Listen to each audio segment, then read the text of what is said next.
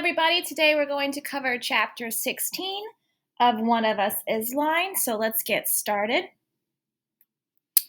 All right, so we're going to start with Bronwyn. Bronwyn, Friday, October 12th, 7:45 p.m. 4 days after we featured on the news, the story goes national. Mikhail Powers investigates.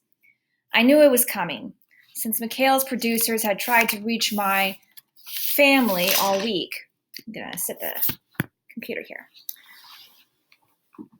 We never responded thanks to basic common sense and also Robin's legal advice. Nate didn't either, and Addie said she and Cooper both refused to talk as well. So the show will be airing in 15 minutes without commentary from any of the people actually involved. Unless one of us is lying, which is always a possibility. The local coverage was bad enough. Maybe it was my imagination, but I'm pretty sure Dad winced every time I was referred to as the daughter of prominent Latino business leader Javier Rojas. And he left the room when one station reported his nationality as Chilean instead of Colombian. The whole thing made me wish, for the 100th time since this started, that I'd just taken that D in chemistry. Maeve and I are sprawled in my bed watching the minutes on my alarm clock tick by until my debut is a national disgrace.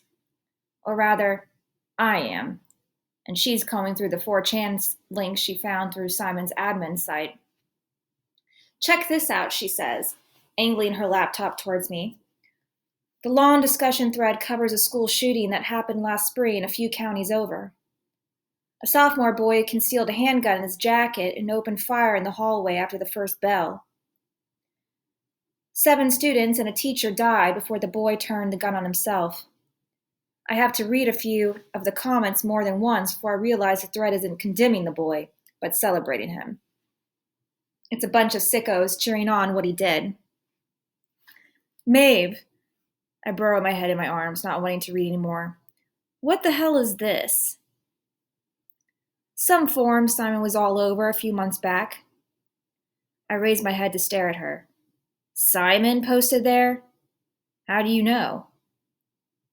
He used that Anarchy SK name from about that, Maeve replies. I scan the thread, but it's too long to pick out individual names. Are you sure it's Simon? Maybe other people use the same name. I've been spot checking posts, and it's definitely Simon, she says. He references places in Bayview, talks about clubs he was in at school, mentions his car a few times. Simon drove a 1970s Volkswagen Bug that he was freakishly proud of. Maeve leans against the cushions, chewing on her bottom lip. There's a lot to go through, but I'm going to read the whole thing when I have time. I can't think of anything I'd like to do less. Why? The thread's full of weird people with access to grind, Maeve says. Simon might have made some enemies there. Worth looking into anyway. She takes her laptop back and adds, I got that encrypted file of Cooper's at the library the other day, but I can't get it open. Yet. Girls! My mother's voice is strained as she calls upstairs. It's time! That's right. My entire family is watching Mikhail Powers Investigates together, which is a circle of hell even Dante never imagined. Maeve shuts her laptop as I heave myself to my feet. There's a slight buzzing from inside my end table, and I open the drawer to pull out my Nate phone. Enjoy the show, his text says. Not funny, I reply. Put that away, Maeve says with mock severity. Now is not the time. We head downstairs to the living room where Mom has already settled into an armchair with an exceptionally full glass of wine. Dad's in full evening executive mode, wearing his favorite casual fleece vest and surrounded by a half-dozen communication devices. A commercial for paper towels flashes across a television screen as Maeve and I sit side by side on the couch and wait for Mikhail Powers Investigates to start. The show focuses on true crime that's pretty sensationalistic, but more credible than similar shows because of Mikhail's hard news background. He spent years as an anchor with one of the major networks and brings a certain gravitas to the proceedings. He always reads the beginning hook in his deep, authoritative voice while grainy police photos play across the screen. A young mother disappears. A double life exposed. And 1 year later, a shocking arrest. Has justice finally been served? A high-profile couple dead. A dedicated daughter suspected. Could her Facebook account hold the key to the killer's identity? I know the formula, so it shouldn't be any surprise when it's applied to me. A high school student's mysterious death. 4 classmates with secrets to hide. When the police keep running into dead ends. What's next? Dread starts spreading through me. My stomach aches, my lungs compress, even my mouth has a horrible taste. For almost 2 weeks, I've been questioned and scrutinized, whispered about and judged. I've had to deflect questions about Simon's allegations with police and teachers, and watch their eyes harden as they read between the lines. I've waited for another shoe to drop, for the Tumblr to release a video of me accessing Mr. Camino's files, or for the police to file charges. But nothing's felt quite so raw and real as watching my class picture appear over Mikhail Powers' shoulder on national television. There's footage of Mikhail and his team in Bayview, but he does most of his reporting from behind a sleek chrome desk in his Los Angeles studio. He has smooth, dark skin and hair, expressive eyes, and the most perfectly fitted wardrobe I've ever seen. I have no doubt that if he'd managed to catch me alone, I'd have spilled all sorts of things I shouldn't. But who are the Bayview Four? Mikhail asks, staring intently into the camera. You guys have a name, Maeve whispers, but not quietly enough that Mom doesn't hear. Maeve, there is nothing funny about this, she says tightly as the camera cuts to video of my parents' offices. Oh no, they're starting with me. Honor student Bronwyn Rojas comes from a high-achieving family, traumatized by their youngest child's lingering illness. Did the pressure to measure up compel her to cheat and take Yale out of her reach forever? Followed by a spokesperson from Yale confirming that I have not, in fact, applied yet. We all get our turn.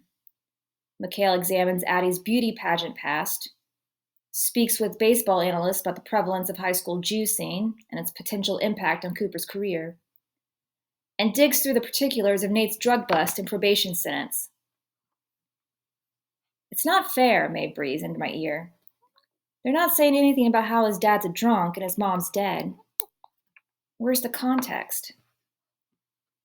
He wouldn't want that anyway, I whisper back. I cringe my way through the show until an interview with a lawyer from Until Proven. Since none of our lawyers agreed to talk, Mikhail's team tapped Until Proven as subject matter experts. The lawyer they speak with, Eli Kleinfelder, doesn't look even 10 years older than me. He has wild curly hair, a sparse goatee, and intense dark eyes. Here's what I'd say if I were their lawyer, he says, and I lean forward despite myself. All the attention's on these 4 kids. They're getting dragged through the mud with no evidence tying them to any crime after weeks of investigation. But there was a 5th kid in the room, wasn't there? And he seems like the type who might have had more than 4 enemies. So you tell me, who else had a motive? What story's not being told? That's where I'd be looking. Exactly, Maeve says, drawing out each syllable. And you can't assume Simon was the only person with access to the About That admin panel, Eli continues. Anybody could have got into that before he died and either viewed or changed those posts. I look at Maeve, but this time she doesn't say anything, just stares at the screen with a half smile on her face. I can't stop thinking about Eli's words for the rest of the night, even when I'm on the phone with Nate half watching Battle Royale, which is better than a lot of the movies Nate likes. But between Mikhail Powers Investigates and our trip to the mall on Monday, which I've been thinking about nonstop in those spare moments when I'm not thinking about going to jail, I can't concentrate. Too many other thoughts compete for brain space. Nate was about to kiss me, wasn't he? And I wanted him to. So why didn't we? Eli finally said it. Why is anyone looking at other suspects? I wonder if Nate and I are officially friend zoned now. Mikhail Powers does serial investigations, so this will only get worse. Nate and I would be horrible together anyway. Probably. Did People magazine seriously just email me? What's going on in that big brain of yours, Bronwyn? Nate finally asked. Too much, and most of it I probably shouldn't share. I want to talk to Eli Kleinfelder, I say. Not about you, I add when Nate doesn't reply. Just in general. I'm intrigued by how he thinks. You already have a lawyer. Think she'd want you getting a second opinion? I know she wouldn't. Robin is all about containment and defense. Don't give anybody anything they can use against you. I don't want him to represent me or anything. I just want a conversation. Maybe I'll try to call him next week. You never shut off, do you? It doesn't sound like a compliment. No, I admit, wondering if I've killed whatever weird attraction Nate might have once felt towards me. Nate's silent as we watch Shogo fake Shia's in Noriko's desk. This isn't bad, he finally says, but you still owe me finishing Ringu in person. Tiny electrical sparks zip through my bloodstream. Attraction, not dead, then. Maybe on life support. I know. That's logistically challenging, though, especially now that we're notorious. There aren't any news vans here now. I've thought about this. Maybe a few dozen times since he first asked me, and while I don't understand much about what's going on between Nate and me, I do know this. Whatever happens next won't involve me driving to his house in the middle of the night. I start to tell him all my excellent practical reasons, like how the Volvo's noisy engine will wake my parents, when he says, I could come get you. I blow out a sigh and stare at the ceiling. I'm no good at navigating these situations, probably because they've only ever happened in my head. I feel weird going to your house at 1 a.m, Nate. Like, it's different from watching a movie. I don't know you well enough to not watch a movie with you. Oh, God. This is why people shouldn't wait until their senior year of high school to date. My whole face burns, and as I wait for him to answer, I'm deeply thankful he can't see me. Bronwyn. Nate's voice isn't as mocking as I'd expected. I'm not trying to not watch a movie with you. I mean, sure, if you were into that, I wouldn't say no, believe me. But the main reason I invited you over after midnight is that my house sucks during the day. For one thing, you can see it, which I don't recommend. For another, my dad's around, and I'd rather you not, trip over him. My heart keeps missing beats. I don't care about that. I do. Okay. I don't fully understand Newt's rules for managing his world, but for once I'm going to mind my own business and not give my opinion about what does and doesn't matter. We'll figure something else out.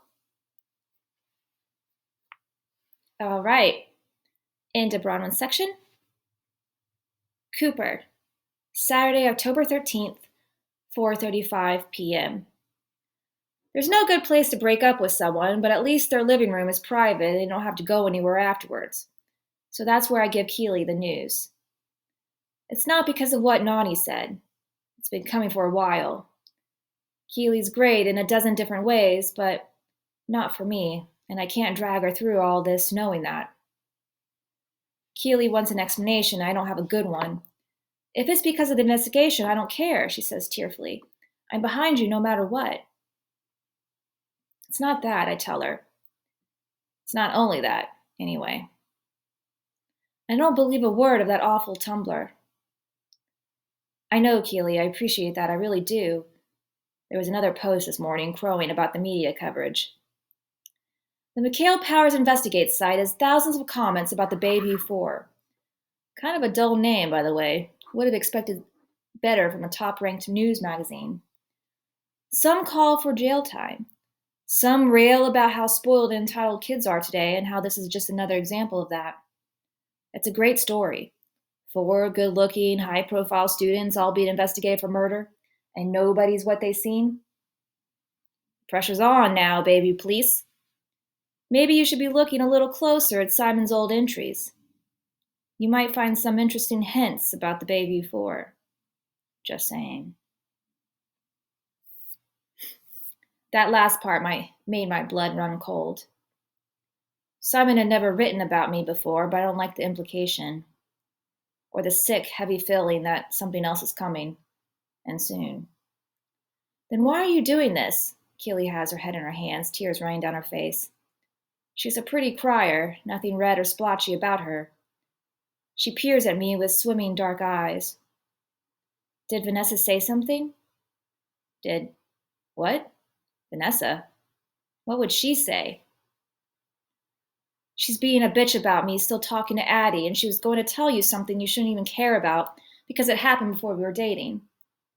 She looks at me expectantly, and my blank expression seems to make her mad. Or maybe you should care, so you'd care about something related to me. You're so holier than thou about how Jake is acting. Cooper, but at least he has emotions. He's not a robot. It's normal to be jealous when the girl you care about is with someone else. I know. Keely waits a beat before giving a sarcastic little laugh. That's it, huh? You're not even a little bit curious. You're not worried about me or protective of me. You just don't give a shit. We're at the point where nothing I say will be right. I'm sorry, Keely.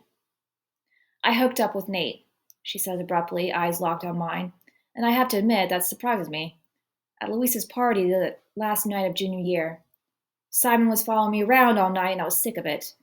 Nate showed up, and I figured, what the hell? He's hot, right? Even if he is a total degenerate.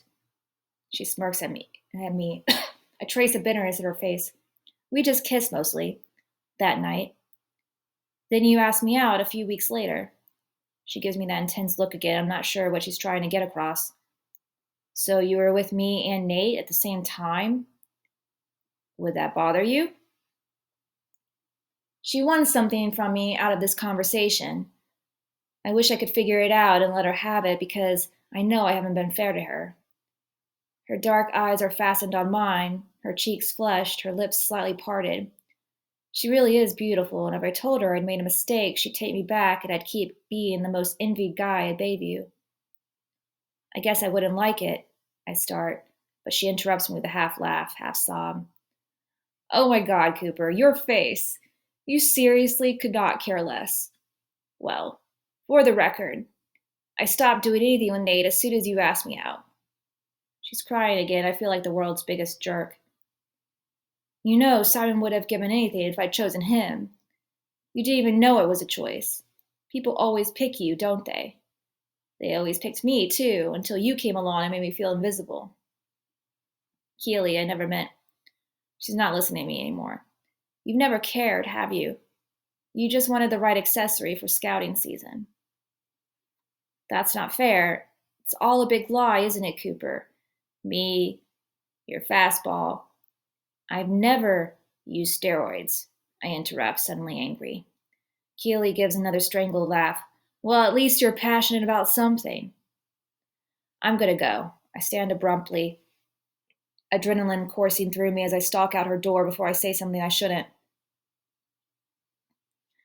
I got tested after Simon's accusations came to light and I was clean. And I was tested once over the summer as part of an extensive physical the UCSD Sports Medicine Center did before putting together my training regimen. But that's it. And since plenty of steroids disappear from your system within weeks, I can't escape the taint entirely. I've told Coach Ruffalo there's no truth to the accusations, and so far he's sitting tight on contacting any colleges. We're part of the news cycle now, though, so things won't stay quiet for long. And Keely's right. I've been a lot more worried about that than about our relationship. I owe her a better apology than the one I just half-assed, but I don't know how to give it. End of Cooper's section, and that brings us to chapter 17, which will be uploaded shortly.